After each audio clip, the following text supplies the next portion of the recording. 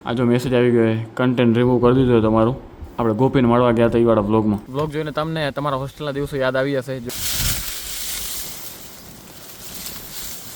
તમે હાથમ રમવા તમારા ઘરે આવી ગયા હતા ને વળી પાછા ક્યાં આવ્યા? ગઈશ આપણી બાઇકને આપણે જો ચાર્જિંગમાં લગાવી દીધી. Hi guys, welcome to my new vlog. તો આ વ્લોગની શરૂઆત થઈ વાડીએથી ને આપણે આવ્યા તો વાડીએ આપણે આંબામાં પાણી મૂકવાનું હતું એટલા માટે વાલ બદલાવા આવ્યા હતા. જો કટિંગ થઈ ગઈ આંબાની મસ્ત મજાની બધે ને કટિંગવાળો કચરો તો એ બધો ખણી લીધો આપણે. તો હવે આપણે આંબામાં પાણી મૂકી દઈએ.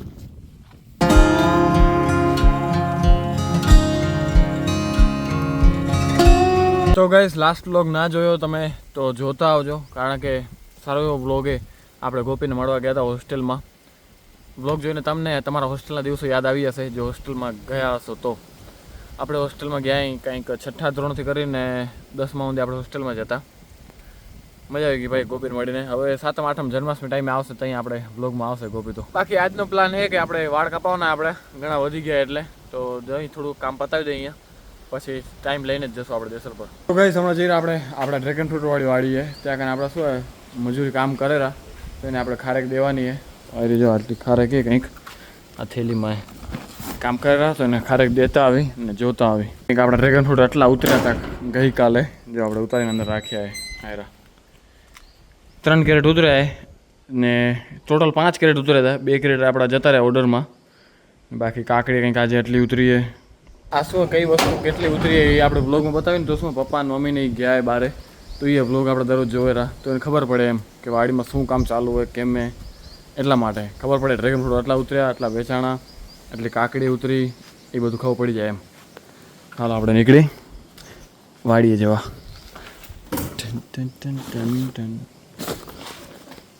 તો ગાઈસ આવી ગયા આપણે ને સીધા આવ્યા નીચે ટમેટાવાળા ખેતરમાં. વરસાદ પડેલો ને થોડો થોડો પડેલો ભાઈ બંધ થઈ જાય. આપણે ટમેટા યાર અમુક ટમેટા લાગ્યા જો એટલે ગીંડુડે ટમેટા નનકા નનકા બધામાં. એકવાર ખાલી વરસાદ ખબર પાછી જે આની શક્તિ બતાવશે ને જે ટમેટા મજા આવી જશે. આ જો આનમાં હે બધા નનકા નનકા ડ્રેગન ફ્રૂટમાં જોઈ કેવા ત્યાં શું પરિસ્થિતિ છે.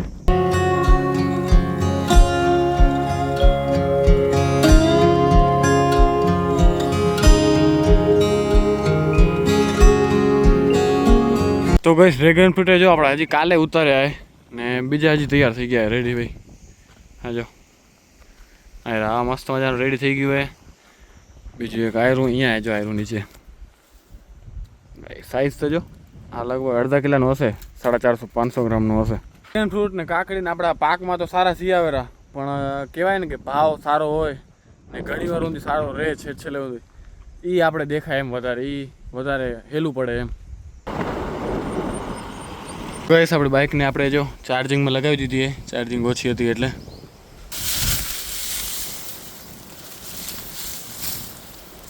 તો ગઈશ આપણે એકવાર એવું ચેલેન્જ કરવાનું વિચારે કે આપણી બાઇકને ફૂલ ચાર્જ કરશું એકવાર ને પછી જોશું આપણે કે કેટલા કિલોમીટર હાલે રહી ફૂલ ચાર્જમાં, એક ટાઈમમાં કેટલા કિલોમીટર હાલે રહી, કેટલી વાર ફૂલ ચાર્જ થતે લાગે રહી એ બધું એકવાર બતાવશું તમને એવું વિચારે. તો એ ટ્રાય કરશું એકવાર. સજેસ્ટ કરજો, આપણે કમેન્ટમાં સજેસ્ટ કરજો ક્યાં જવું જોઈએ આપણે ફૂલ ચાર્જ બાઇક કરીને પછી ક્યાં જઈએ આપણે. ગઈશ આવી ગયા ઘરે ને આ જો આ પથરા ઉપર શું હજુ આપણે તડકામાં શું દાણા રાખે દેશી જુગાડ ભાઈ, તડકા મૂકવાવાળું હશે. હવે જઈ બાજુમાં શું કરે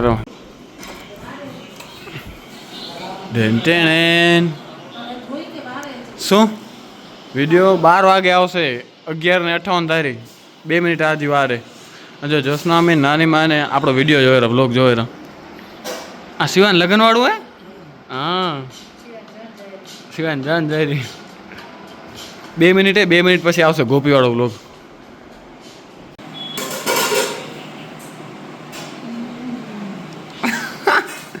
હું એમ કહું રહો કે અમરતભાઈ પૂછતા હતા તમે હાથમ રમવા તમારા ઘરે આવી ગયા હતા ને વળી પાછા ક્યાં આવ્યા? એમ જ નહીં ના આવા એમ કહેતા હતા આમ. એ હવે અમૃતભાઈને તમે પૂછા કરજો, એ મને કહેતા હતા કે પૂછા કરજો વહુને. કઈ ચાલો આપણે ઘરે આવી ગયા ને ઘરે આપણે ખાઈ કેરી મસ્ત મજાની જો ફ્રીજમાં ઠંડી કરીને રાખી દીધી હતી આપણે. ટીવી જોતે મજા આવશે. જો હું હજુ કહીને આવરું બાજુમાં જોશના મમ્મીને અને નાની માને કે મારો વ્લોગ આવશે 12 વાગે 2 મિનિટની વારે. જેવા 12 વાગ્યા વ્લોગ આવ્યો ને કંઈક શું કહેવાય કોપીરાઇટ કન્ટેન્ટ આવ્યું કંઈક શું ખબર નહીં હવે જોવું પડશે. આ જો મેસેજ આવી ગયો કન્ટેન્ટ રિમૂવ કરી દીધું તમારું. આપણે ગોપીને મળવા ગયા હતા એ વાળા વ્લોગમાં આ જો રિમૂવ કરી દીધું આપણું આ વિડીયો ને એને આવ્યું અહીંયા નોટિસ આવી આપણે. તો ગાઈસ જો એકદમ અંધારું થઈ ગયું આપણે હમણાં ટ્રેક્ટર લઈને જઈ રહ્યા ઘરે. પાછળ પડ્યા દેખાતા નહીં અંધારામાં કાકડી ને બધું પડ્યું હોય આપણે ડ્રેગન ફ્રૂટ ને આ જો પાછળ પાર્સલ પડ્યા બધા કાકડી ને ડ્રેગન ફ્રૂટ ને બધું. આ શું હોય ભાઈ પપ્પા નથી ને એટલે દોડધામ થઈ પડે ભાઈ. તો વાંધો નહીં કામ તો કરવું પડશે. જય હનુમાન દાદા દર્શન કરવા નથી આવવાનું રહી ગયું. બહારથી દર્શન કરી લઈએ આજે એકવાર તો હનુમાન દાદાને મોઢું જોઈ લેવાનું. જય હનુમાન દાદા. બસ આવી ગયા અહીં ઘરે એડિટિંગ કરી સ્ટાર્ટ આપણું ફટાફટ કારણ કે વાગે કેટલા જો દરરોજની જેમ આપણે હમણાં 12 તો વાગી જ જાય આપણે કામ પતાવવું પડશે. આપણે કામ પતાવી દઈએ આપણે. હવે મળીએ કાલ સવારે. હાલો એડિટિંગ કરીને પછી કરશું આરામ. કાલ સવારે મળીએ. હાલો તો ગાઈસ થઈ ગઈ સવાર. આપણે નાહી ધોઈ તૈયાર થઈને આવી ગયા અહીં હનુમાન મંદિરે. જો દર્શન કરવા આવી ગયા હતા એમાં જ હવાના થોડુંક બે મેં કીધું હનુમાન મંદિરે. તો ગાઈસ હમણાં જો આપણે ગામના સ્ટેશને આવ્યા હતા બસ સ્ટેશને ને આપણે ટ્રેક્ટરને ટોલી લઈને હજુ પાછળ કાકડીએ આપણે ડ્રેગન ફ્રૂટે ને કાકડીને એટલા કંઈક જબલાય આપણે એક ગાડીમાં મૂકવાના હતા પાર્સલમાં. તો એ આવેલી ગાડી લેવા સારું. તો હું અહીંયા ટ્રેક્ટરને ટોલી રાખીને ઊભો હું જો સ્ટેશને અહીંયા. તો હમણાં એક ભાઈ આવ્યા એ ભાઈ એમ કહેવા માંડ્યા શું ભાવે કાકડી એમ કીધું ભાવે 20 રૂપિયા એમ. તો કે તો મને આપો ને 6 કિલો એમ 5-6 કિલો આપો ને જોઈતી હતી. મેં કીધું ભાઈ વેચવાનું નથી ઊભો હું આ વેપારીને આપવા માટે ઊભો હું કે પાર્સલ તૈયાર થઈ ગયું એમ રેડી થઈને. તો એને એમ લાગ્યું કે આપણે અહીંયા વેચવા ઊભા અહીંયા ટ્રેક્ટર લઈને ટોલી લઈને અહીંયા કાકડીને ડ્રેગન ફ્રૂટ ને બધું. ભાઈ પૂછતા ગયા ભાઈ ભલે વેચવાની હે આપણે પણ આ તો શું એક વેપારીને આપી દીધેલું હોય એ ખાલી લેવા આવેલા એના ટેમ્પામાં એટલે. તો ગાઈસ આવી ગયા અહીં ઘરે ને હવે આપણે બ્લોગ એડિટ કરી દઈએ ને બપોરના આવે જમી લઈ. જમવામાં ભાઈ કેરી રસ ને કંઈક આટલી ખણ કેરી વધી હવે ઉનાળાની છેલ્લી ભાઈ. ચાલો જમી લઈ ને આ બ્લોગને અહીંયા જ પૂરો કરી. જો બ્લોગ સારો લાગ્યો તો લાઈક શેર અને સબસ્ક્રાઈબ કરવાનું ભૂલતા નહીં. મળીએ કંઈક નવા બ્લોગ સાથે ત્યાં સુધી બાય બાય.